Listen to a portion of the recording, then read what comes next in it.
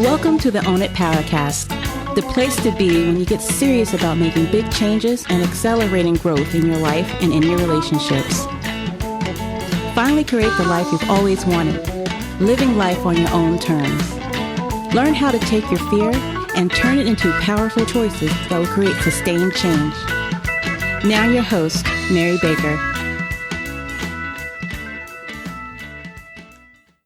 Hey everyone, welcome back to the Own It Powercast, the place to come to get what you need to move yourself forward. Hey, it's Mary Baker and welcome to episode 249, Navigating Emotional Minefields, How Childhood Experiences Shape Fear in Relationships. Well, welcome back to this month where we will be continuing to talk about boundaries and communication with a focus on our brains and how and why we might struggle to set boundaries in the moment, if at all. Well, last week we got into the concept of how our early experiences may have created emotional self-protecting responses to difficult situations. Well, this week we're going to talk about more specifically the minefields that you may have had to walk through in childhood and how that created fear and how you communicate with others. But first, I want to remind you, grab the great mini course ebook that I have on boundaries that is free, and that is in written form, and there's many podcasts that go along with it, and you can check that out in the show notes, as well as early bird discount on my masterclass, which is a 3-part masterclass on how you lost your voice, the cost of losing your voice, and how to get it back. How to get your confidence back. And then if you want more in-depth work on boundaries, like what we're talking about here on the show this week, then make sure you check out my course, Finding Your Voice, because it's all about using your voice in a more authentic way, finding your self-confidence, healing what you need to heal. That's a 12-module immersive course, all self-paced, along with a great group coaching component and one-on-one support from me. So the link to that is in the show notes as well. Check that out before the price goes up. All right, so let's get started on this. So what do I mean by emotional minefields? Well, we want to talk about the childhood experiences and how they influence the fear and mainly the assumptions that we carry into our adult relationships. When I work on relationships around conflict, what I usually find out by talking with them is working backwards from the conflict is that there were eggshells on the floor. There was fear that started the entire process. And I think if you want to find the fear, to find the avoidance, and where things don't get addressed and resolved, you look for remnants of the eggshells because they'll always show you what happened and what was supposed to happen instead. So why do we put eggshells on the floor? Well, we want to talk about how this starts in childhood. That's where the foundations of fear are created. And all of our emotional survival strategies, like we talk about often here on the show, we're there to self-protect. We're there to keep us from perceived harm or real harm or both. They were ways to avoid vulnerability. And it made sense for a lot of people to do that. So they were real survival things. They were survivor skills that were formed slowly over time in childhood to protect themselves from emotional and or physical harm from the parent or conflict that would get way out of hand. So a lot of times it's growing up with emotionally immature parents where you never knew what their reaction was going to be. Whether it was going to be meh or whether they were going to blow up and lose it, scream and yell, get out of control, shut down, become depressed. There's a whole bunch of different ways that people can be immature. And that immaturity takes a huge toll on kids because it essentially gives the child the message, you can't bring up anything important. We can't talk about anything crucial. People can't be confronted on their behavior. The child can't share their feelings, and for that to be okay, because the parent takes those feelings on and blurs the boundaries. And so, in essence, it becomes very emotionally unsafe. And so the kids are observing parental behavior and behavior of older siblings. Because if you have an older sibling who was, I think, more than 2 years older than you, then they're more in the parental role sometimes, and they held a lot of power. There is a big difference in age and physical strength and wisdom and knowledge and freedom. And so as a kid, you're adapting to avoid conflict or harm. And everyone has their ways that they adapt. I think it's important to know which ones we have and how they were formed and why they were formed to protect us, and now how those same behaviors are getting in the way of connecting in healthy ways in our adult relationships. Because it really does create the blueprint of how we navigate things later in life. So let's talk about some examples. So kids keenly watch how parents interact with each other. They're learning what behaviors lead to conflict and or to harm. And this is what causes the hypervigilance. And this can be so subtle you might not even realize you're developing this as a kid. But your body hasn't, but you've probably disconnected from that. Disconnected from the one that's holding its breath and clenching its jaw, and whose stomach is in knots, or has a headache, or who is exhausted, or who is in a constant state of fight or flight, that becomes normal. How you generally just don't feel safe and relaxed much of the time. So for example, a child noticing that their parent gets angry when certain topics are brought up is going to lead them to avoid those topics if at all possible. They're going to learn how to not be vulnerable and talk about the hard things. They're not going to come home from school talking about the kid who bullied them because they're going to be worried about their parents' reaction and their parents' reaction and feelings towards them. Like, why didn't you do something about it? Why didn't you tell someone? So the shaming and the invalidation happens.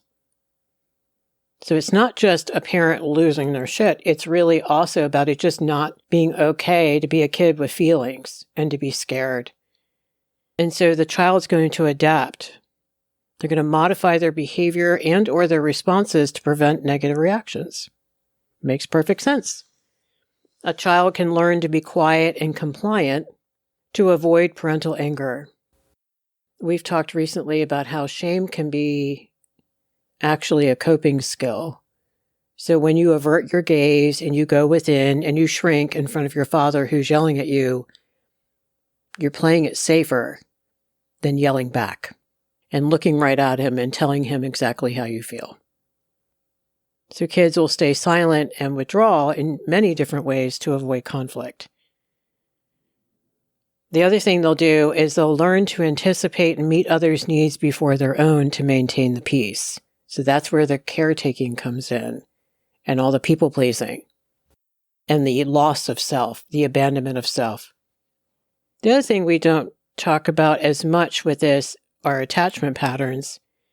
And so we have to realize that these early survival strategies really deeply influence the formation of attachment styles, because that's where attachment is formed. So a kid who experiences inconsistent caregiving is probably going to develop an anxious, preoccupied attachment style where they're constantly seeking reassurance because the mother is hot or cold. The father is kind and calm and loving or raging. And the kid never knows what he's going to get. On the other hand, a kid who experiences neglect, and that could just even be emotional neglect, may develop an avoidant, dismissive attachment style where they distance themselves from emotional connections. And so it's how we attach in relationships and how we deal with difficult things in relationships. That was all formed in childhood and got cemented over the years. Because like we talk about here on the show, you probably then put friends and partners and coworkers in place that felt familiar, so they weren't too far off from where your family operated. Some people get lucky and they end up finding some really healthy people along the way, but that's the anomaly, I think. So therefore, these behaviors and these attachment styles just keep perpetuating. And we bring them into our adult relationships. All the what I call unspoken assumptions. because it's too scary to talk about it. And so assumptions are made without open communication, and they're made preemptively and they're made in the moment. So I think people do both. Like they think ahead of time, like, oh, I can't tell them that. And then in the moment when they start feeling unsafe, they won't say what they need to say, even though they came into the room so prepared to put it out there. And so what we're talking about is where people are going to refrain from asking for what they need due to fear of rejection or negative reactions, or both. And so that's the eggshells on the floor. That's the phenomenon that refers to our cautious, tiptoeing behavior, where we adopt different ways to avoid conflict or discomfort in our relationships. And it comes from, again, learned survival strategies in childhood, and they can be so knee-jerk and so instant you don't even notice that you're doing it. And that is why awareness is so key when you first start working on this, because some of this stuff you may not even be aware that you're doing. You may see it in others before you see it in yourself. And that is because it's less threatening to see that caca in other people than it is within ourselves. So what this looks like is we seek to maintain a sense of harmony at all times and avoid potential confrontations. So therefore, we might censor our thoughts and feelings. We're afraid to express them because that's going to lead to a disagreement. It's going to lead to rejection, conflict. We're going to blow it up. And so we're really managing the impression, controlling that outcome, because we're trying to anticipate their needs, trying to butter them up, perhaps, maybe couch things in a way that they become more palatable, not tell them all the pieces of the truth. I mean, there's a million ways you can do this. So how do you know that you're walking on eggshells in a particular relationship or across most of your relationships? Well, the first one, the most obvious one that we usually talk about the most is second-guessing ourselves before speaking or acting. We really question it. We ruminate. We might suppress our emotions to avoid rocking the boat. And I want to stop and say this could be conscious or subconscious. Maybe you are aware that you're stuffing your anger and putting a smile on your face, and you have anxiety instead. Or maybe you're not. You're definitely going to feel anxious and on edge in a lot of interactions, anything where conflict is a possibility. And maybe you are overly accommodating or agreeable to prevent conflict. Another big obvious symptom is you have a big fear of expressing what you need or setting boundaries. So what happens is when you walk on eggshells, it creates a subtle but profound shift in the dynamic of your relationship, because now it can't handle the truth. Two people cannot talk about the truth, whatever that truth may be. So there's a lack of authentic communication because we're filtering our thoughts and feelings to maintain the peace. And remember, you can even lie to yourself in this process, and you probably have had to at moments in order to stay in the dynamic and quote unquote pretend it's okay. But over time, what I can guarantee you, that this will erode trust, intimacy, and genuine connection, and something will give. So then often what happens is the reinforcement, because the conundrum, I think, the way I see it is, you already are coming out of childhood and adolescence, having a hard time, being vulnerable, being open, being honest, setting boundaries. So what happens is you then draw people into your life who also struggle with those things, who often get defensive, struggle with self-esteem issues, struggle with shame, don't know how to set boundaries themselves. So then, let's say you bring something up, they're not going to handle it well. And so that just reinforces the assumptions about how others are going to react. It's always based on a previous experience. So it can be based on just your dad, let's say, but it also could be based on your dad and all the guys you dated, or all the girls you were friends with. You keep seeing this pattern, but then you generalize and say, well, people just get too upset. They can't handle that. And that's not true. Certain people do. So without any open dialogue, these assumptions are going to remain unchallenged. And we're going to have a cycle of misunderstanding and resentment. That's why I said earlier in the show, walk it back from the argument and you'll find out where the eggshells are. So what this really is enabling avoidance, and it's rescuing. This is what I work with clients around the most. Rescuing someone in a conversation is a common behavior that's born out of our desire to avoid conflict and discomfort. It involves stepping in to alleviate tension, diffuse a potentially difficult situation, shielding the other person from facing consequences or realities, shielding ourselves. So you've heard me say a million times, and I'll continue to say it, we're not ever really rescuing them. We're rescuing ourselves because we don't think we can handle what their reaction is going to be and what the fallout might be from there. The dominoes might start falling, and we're not ready for that. And so boundary work is getting ready for, 5 different ways this could go. So some examples are, number 1, avoiding confrontation at all. So redirecting the conversation elsewhere, keeping things on the surface, not bringing up hard things, not telling the truth, smiling and saying, sure, I'm fine, I'm great, I'm good. Downplaying or dismissing important issues, keep the harmony. That's why they call it peace at any price. But here are some silent ones, some invisible ones that we can do, and women are more likely, I think, to do this, but men can do it too. Over-accommodating. There's a big rescue right there. Giving in to unreasonable demands or requests. Or overcompensating for their inability to be a grown-up and step up and do the things and partner with you, right?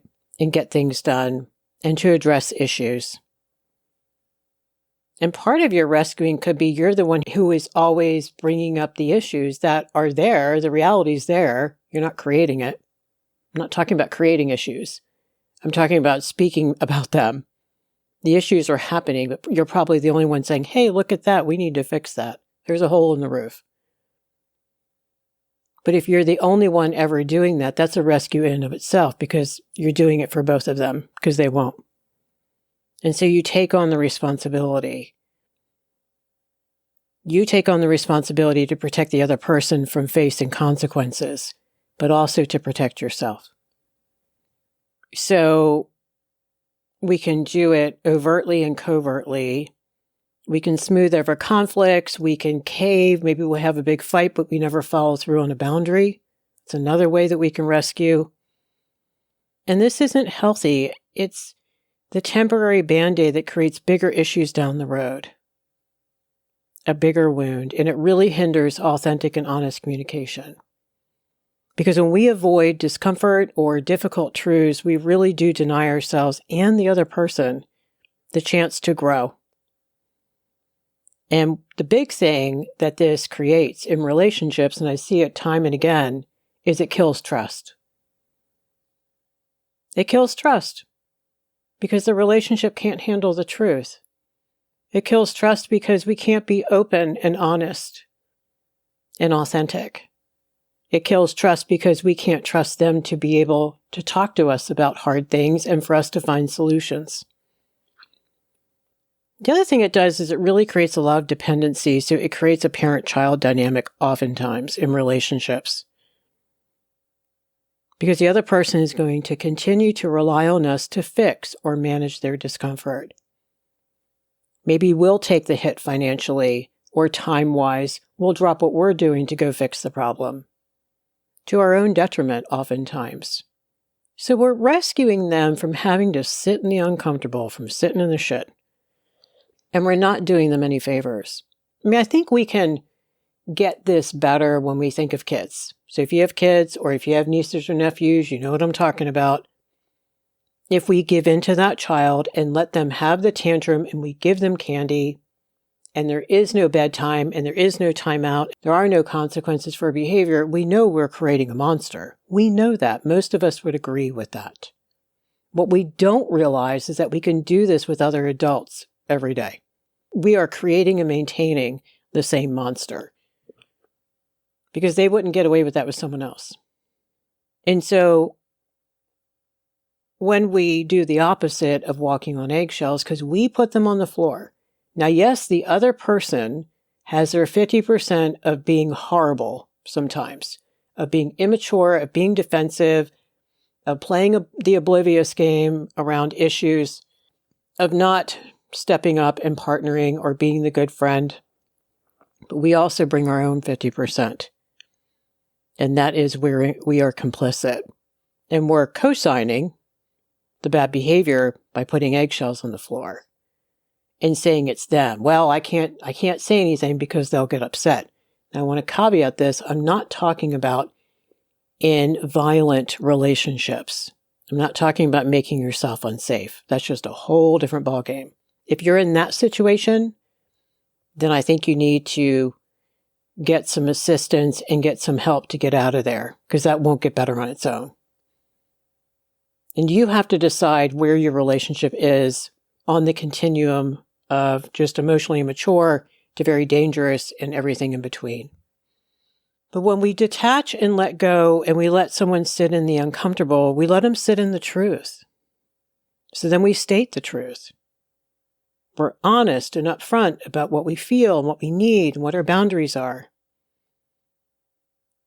And those are clear boundaries around what we're willing and unwilling to tolerate in a conversation or in a relationship. Remember, healthy boundaries are not about control. They're actually very vulnerable because we let people know about us, information about us, what we're willing to do, not willing to do, then we let go. And that's where the detachment comes in. When we let go of that outcome, we're releasing the need to control how the other person reacts or responds to our honesty. And this is the hard part, because we can't handle the outcome, or we're afraid that we can't handle the outcome. And maybe it is going to be awful. And sometimes it is. I have walked through this situation with many a client over the years. Sometimes it's horrible, even just emotionally horrible. Or maybe we can't bear the unearned guilt. You know the difference now between earned and unearned if you've been listening to this podcast. But bottom line, the fear that it won't be okay. And again, if you have trauma in your background, understandable. This is a total fight, flight, or fawn response. And it happens so quickly in the moment. It takes a lot of work to work on that. But when we let go of rescuing, let go of these rescuing behaviors, I think we can create a space for authentic and meaningful conversations. Even if it ends up being the last one you have with that person, at least it's real. And they're hard, right? But remember the math, they're usually only awful with people who lack emotional maturity. Okay, so let's look at this. Let's look at what it means to work on it. So rescuing behaviors we know come from ingrained assumptions about conflict, about discomfort, like maybe we can't tolerate any discomfort, and that's not true, and all about vulnerability, like what we believe about vulnerability, and what we don't know yet about loving detachment. And remember, detachment is not that you don't care. It's about knowing whose responsibility is what. Whose thoughts and feelings and choices are whose? What are yours and what are theirs? And when we start challenging some of this stuff and we step into some discomfort, we start breaking free from the old patterns. But it takes a lot of awareness and willingness and courage and support and compassion for yourself. But by allowing ourselves and others to experience discomfort, especially allowing ourselves to experience discomfort, that's when we really start to grow and life starts to change and get better. So how do we really break the cycle? Well, first you have to become aware and recognize when you're walking on eggshells. Now, realistically, you probably won't be able to do anything about it in that moment, and that's okay, and that is predicted. But it is the first step and it is necessary. No one nips this immediately. So I just want you to notice. A great question to ask yourself is, after that exchange, what would I have said if I wasn't afraid? What would I have done differently if I wasn't afraid? And what was I afraid of? And what do I know about this person to say that that really could have happened? Because it could be everyone else in your life acted like that. Maybe this person won't.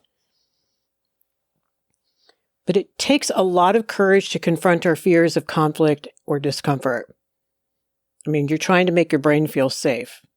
And you're trying to talk your brain into honest, vulnerable communication, and that is a process.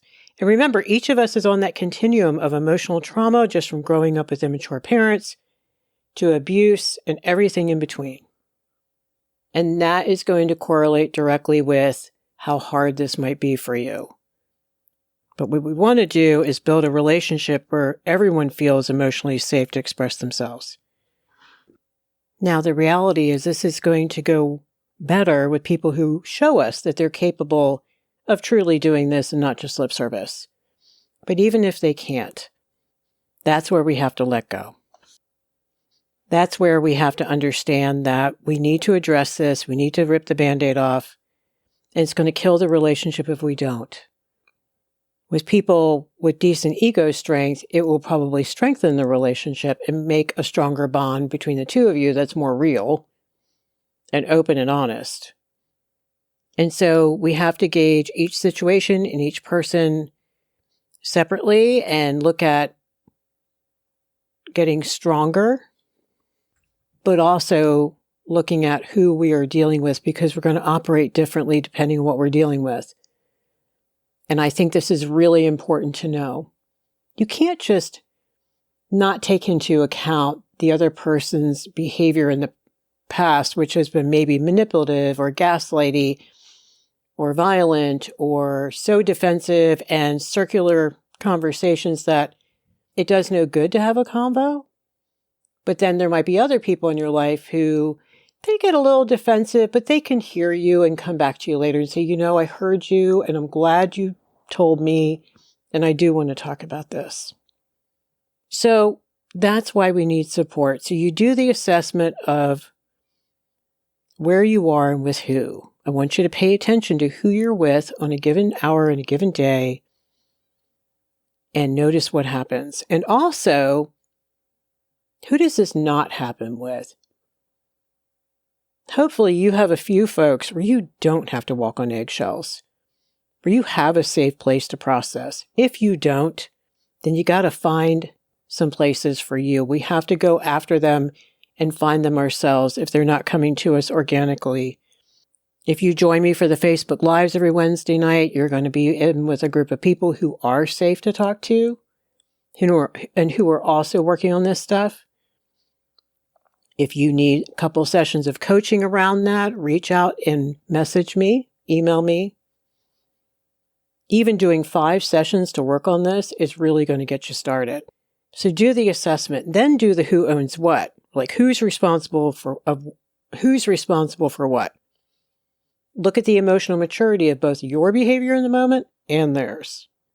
You got to look at what you've been avoiding and what are the costs of continuing to avoid. What I find very encouraging is if you have those safe people we just talked about, do some role play. Role play is so important for the brain to experience you actually doing this in the moment with someone who can play the part of your partner or your mom or your sister or your boss. If you don't have that, and then in addition to that, when you're not role playing, you're practicing in the mirror. You're showing your brain how you are actually experientially doing this. And then when you catch yourself rescuing, you just gently remind yourself that you are working on this and you are changing this and you are getting so much stronger. Sweeping the eggshells off the floor, learning how not to rescue, learning how to detach and care, but to let go of control is not easy and it is a process, but it's a doable process. This is definitely something you can work on. And you can do it a little bit at a time because I guarantee you, as my clients show me all the time, there's a million opportunities, even little opportunities, to not rescue. And every time we don't rescue, we build that muscle memory of being honest, of being able to let go, of being able to speak our boundaries and not control other people. But instead, to become more courageous in terms of what we can handle on our side. So today we dove into some of the intricate ways that childhood emotional survival strategies really do shape our adult relationships. Because we observed parental behavior, we created adaptations to avoid conflict, And what it does, it leads us to walking on eggshells in our adult interactions. And this tiptoeing approach is what we adopted to prevent discomfort, conflict, or worse. But what happens is it's at the expense of authentic communication. And then we talked about the importance of allowing ourselves and other people to sit in what's uncomfortable by stating the truth, by setting boundaries, and by letting go of that need to rescue. Because by embracing discomfort, I think we create a space for authentic conversations. We foster trust, respect, and genuine connection.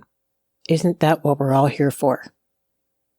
Thank you so much for hanging out with me today. I hope if this resonated with you, that you're not hard on yourself, that you get some support and some love around this, because no one can work on this stuff by themselves, and that if you're thinking about it, then it's time.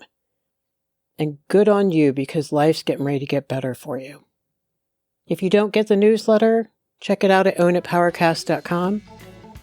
And you can have that. It comes out every Tuesday with all the information in it. Look in the show notes. That's where all 3 courses are listed and where you can contact me. All right, so pay it forward. Keep focusing on you, and I'll see you next time.